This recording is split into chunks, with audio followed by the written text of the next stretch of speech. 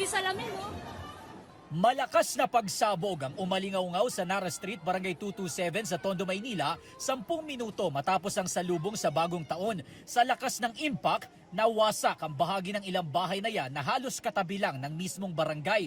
Maging ang motorsiklo at tricycle na yan, nasira rin sa pagsabog. Sinubukan namin makipag-ugnayan sa isa sa mga may-ari ng bahay pero tumanggi siyang humarap sa kamera. Ayon naman sa barangay, hindi pa nila masiguro kung anong klase ng paputok ang sumabog pero isang lalaki raw ang nakita na tumambay sa tapat ng mga nasirang bahay ilang segundo bago ang insidente. Nakakulay itim, hindi namin alam kung ano yung nilagay o ano about sa bahay, about sa motor. Tingin ko, paputok talaga. Malakas na uri Kaya lang, malakas. Malakas talaga. Sa kabila nito, wala namang napaulat na nasaktan o nasugatan sa nangyari pero dismayado ang barangay sa pulisya dahil sa matagal umanong pagresponde.